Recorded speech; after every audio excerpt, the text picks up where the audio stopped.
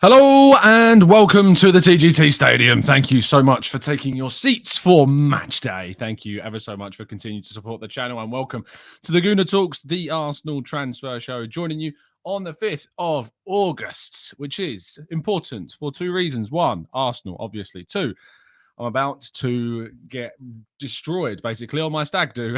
It's as simple as that, in every sense of the words, I guess. But good morning, everybody. Thank you for joining what is a very anxious morning for myself. What on earth is going to happen? Who knows? We'll wait and see. Anthony, thank you so much for the kind donation. Have a drink on me for the weekend. I mean, thank you. I appreciate that. That might cover a small, tiny percentage of the amount of drinking that is probably going to happen. But less said about that, the better. Good morning, Matt G. Steve, good morning to you. Kaiser, Akshat, Colin, Jose, Blackshine, Dave. We've got Father and Sons. We've got, who else have we got? Devon. We've got Kabir. We've got Aidan. We've got Paul and Rancid Pumpkin and Ian. Good morning, guys. Hope you're doing good. Hope you're doing well. Let's tune in and see what news we've got to discuss this morning. Of course, we play Crystal Palace this evening. I am kind of hoping. I've got one of my elves. He knows who he is, who's going to be hopefully putting together something for me so I can do something for post-match. If I find a spare 10 minutes any point over the weekend to discuss it and upload it for you. We'll wait and see. He shouldn't be nervous. Yes, that's one of my best men. Tierney on Zinchenko. Tierney conducted an interview over the last 24 hours with the Daily Mail in which he discussed a lot of topics. One of them was the competition between him and Zinchenko. He says, genuinely, I love it. I love being up against it. I'm coming back from injury. I know I'll need to work my way back, but I'm ready. Talking about the idea of Arteta actually discussing with him whether or not Zinchenko would join the club. He says, no, but I'm not surprised.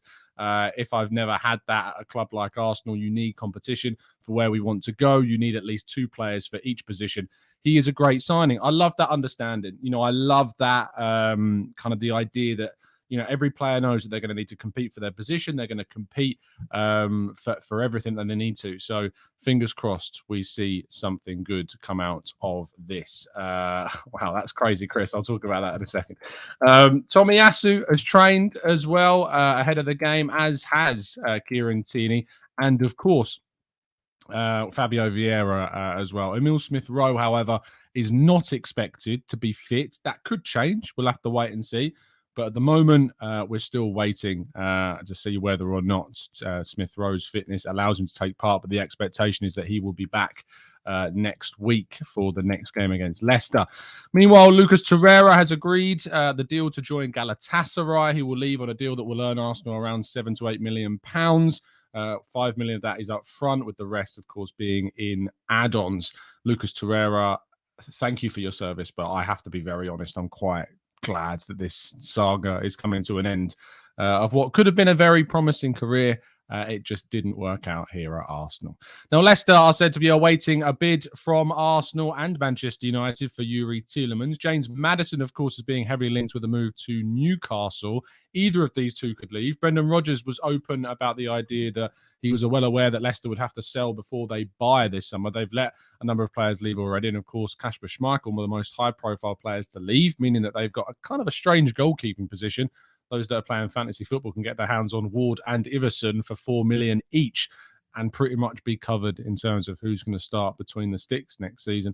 But Maddison and Tielemans still very much up in the air, but they are anticipating a bid from a club for Youri Tielemans in the coming days, weeks before the end of the window finishes. And we will, of course, keep you up to date if that changes and if Arsenal do push forwards. I wrote a piece yesterday for FL theorising around the idea that Edu is looking to kind of pressure Leicester a little bit by allowing this time to tick down. We aren't in any kind of, we're not in any great need of Tielemans right now. I think we can get through the first 5 fixtures through August without him fairly comfortably. But Tielemans would obviously be great for the rest of the season. A big, strong push for the midfielder, push the needle anyway, in regards to the quality of the team. So I hope it's a deal that gets done, but it's going to take a little bit more time.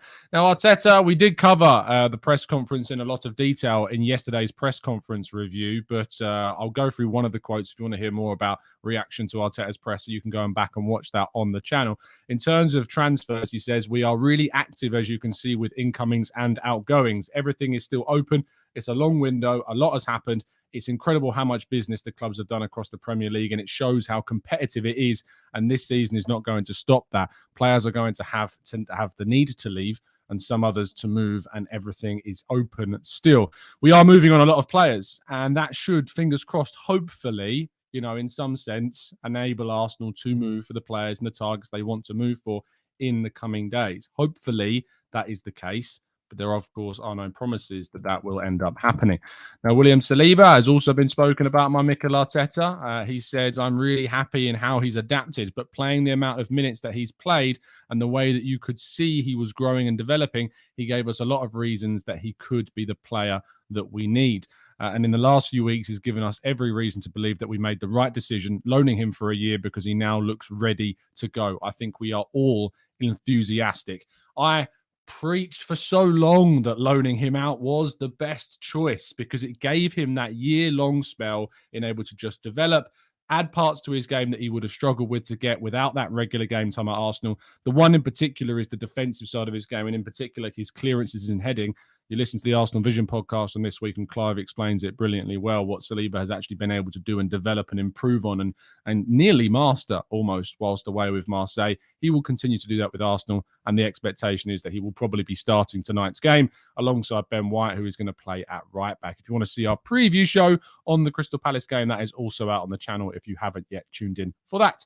And that was a random slide and brings the end to today's stories. Thank you so much, guys, for the tuning in for the first half. We're going to have a brief second half of the show where we're going to take some of your questions and answer some of what you've got to say. So if you've got any questions for the last 10 minutes or so of the show before I disappear into the darkness, I will see you just after this short break.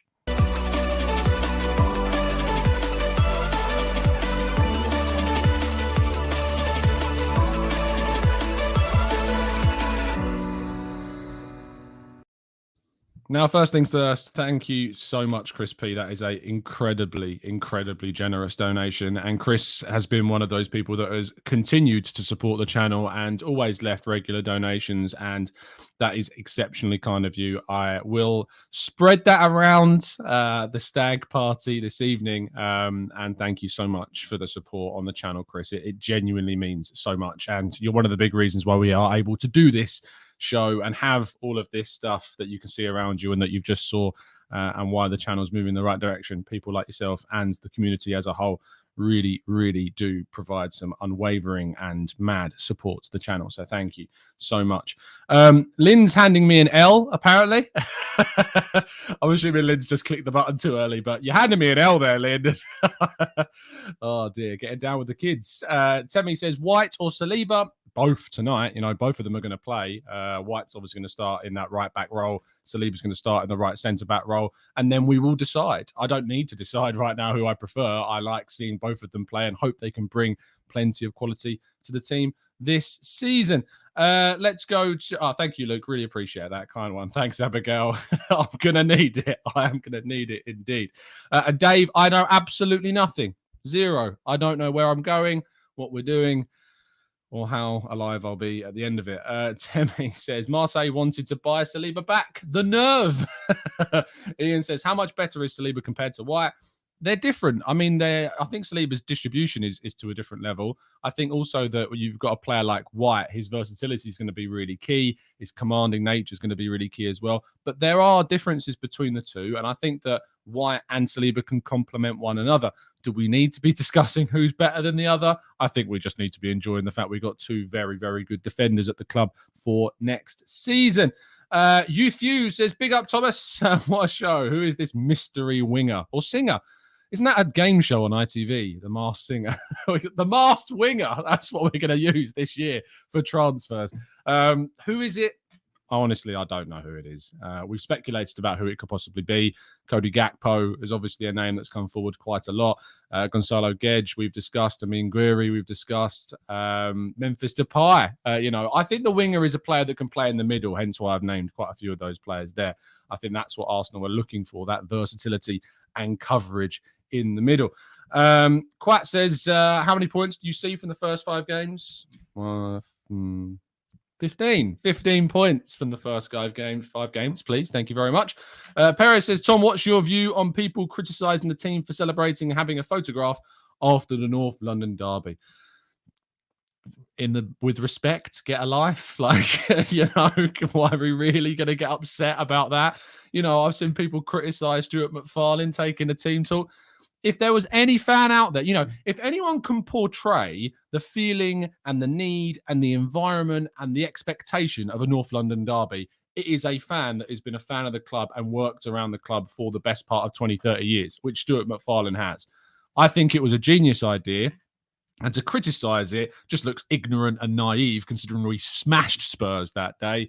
It's just a shame that maybe Stuart couldn't do the team talk when we went to Spurs for the next one. But yeah, look, a North London derby at home just encourages that environment. And we need to take that next level so that we can try and win those North London derbies away from home. That's been a bit of a blockade for us for quite a serious amount of time. But yeah, to joke around, to say it's cringe, to moan about it, I just can't get my head around it, honestly. You need to give your head to wobble. Rahil says, hi, Tom. What's your FPL team's first question for your FPL team? And second question, who would you pick? Look, I don't take FPL that seriously, so I don't mind telling you who my team is. All people in my fantasy league are going to be going, oh, who's he going for? So the team is, and this is where you start getting critical of me, Mendy in goal, James Alexander-Arnold, Trippier, Zinchenko as the back 4, Saka, Salah, Bruno Guimaraes, Luis Diaz as the midfield 4, Gabriel Jesus and Erling Haaland up top with some questionably quite poor subs of Ward, Andreas Pereira, Nico Williams and Delap at the back. The reason why Delap's in there is I have a feeling he might move this summer. Southampton were interested in him, and I think that might open up a potential investment. So I'm just thinking a little bit ahead of the curve.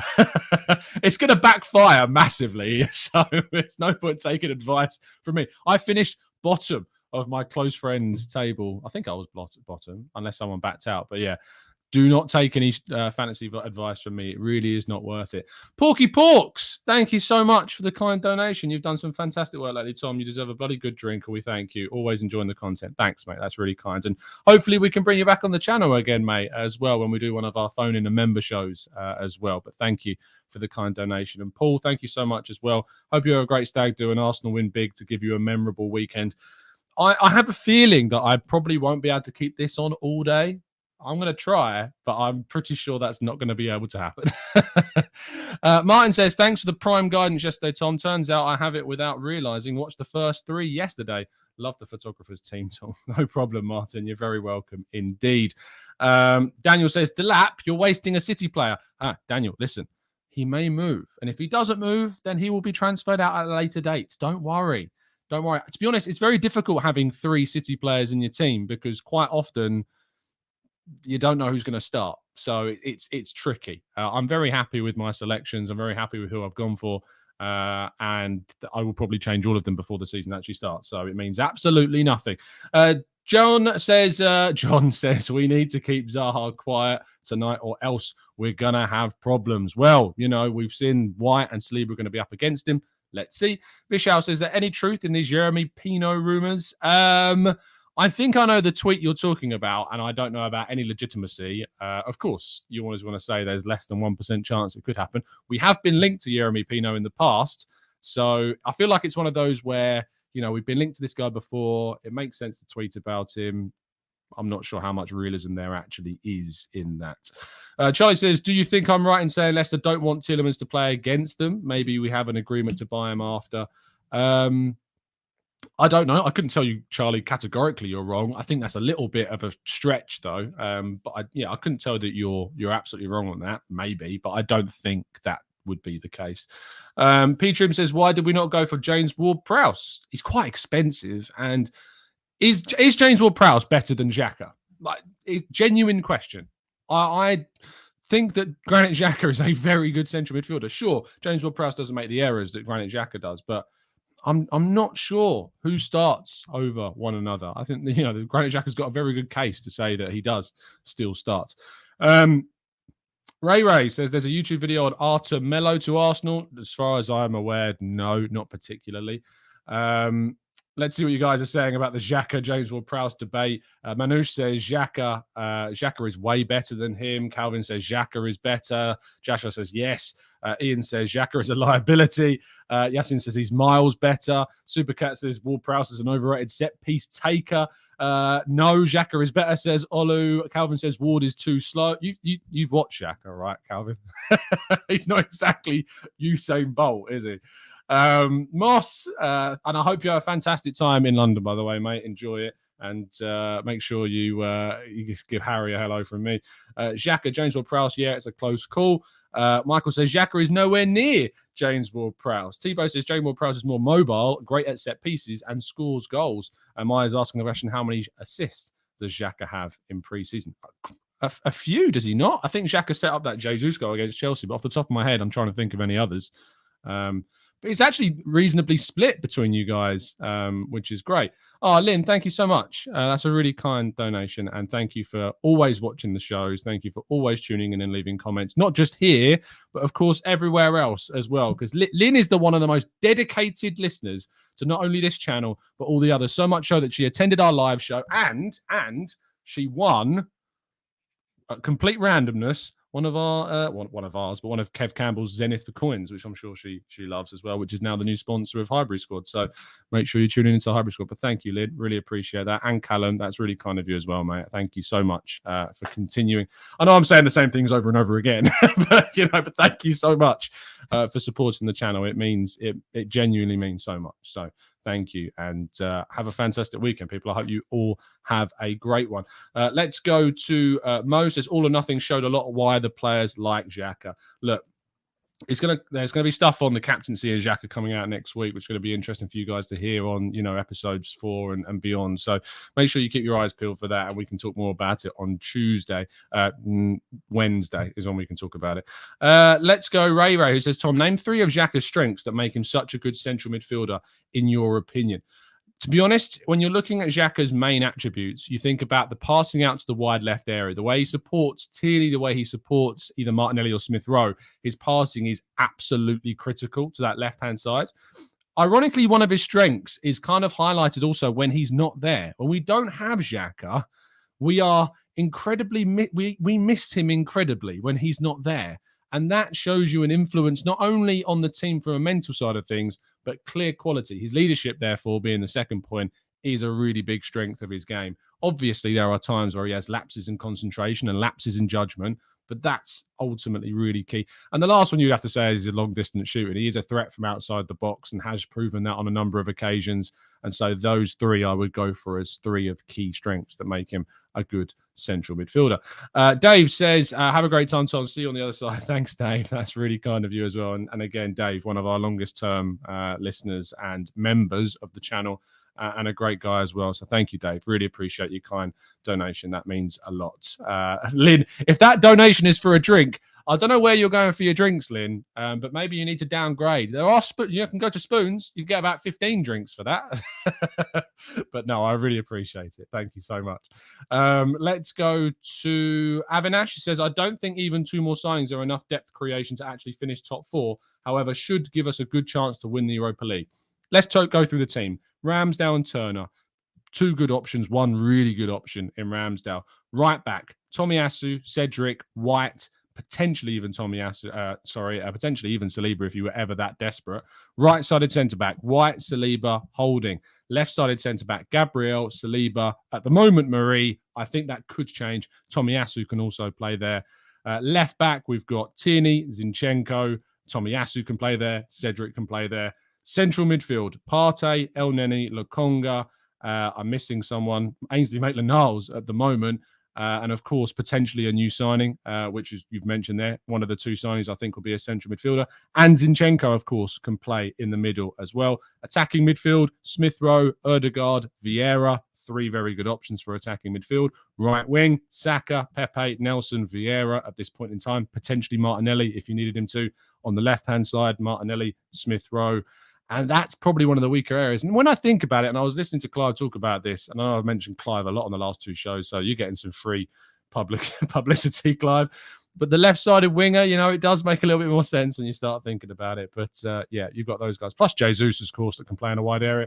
And up top, Jesus and Nketiah. And I think one of the signings that we make should be that wide forward. I personally think that we have got the depth.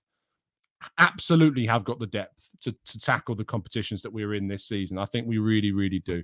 Matt, thank you so much as well. Again, Matt tunes in every day and is determined to have the maximum number of first hellos in our chat box in the mornings. Means a lot, mate. And thank you for your continued support on the channel. Absolute legend.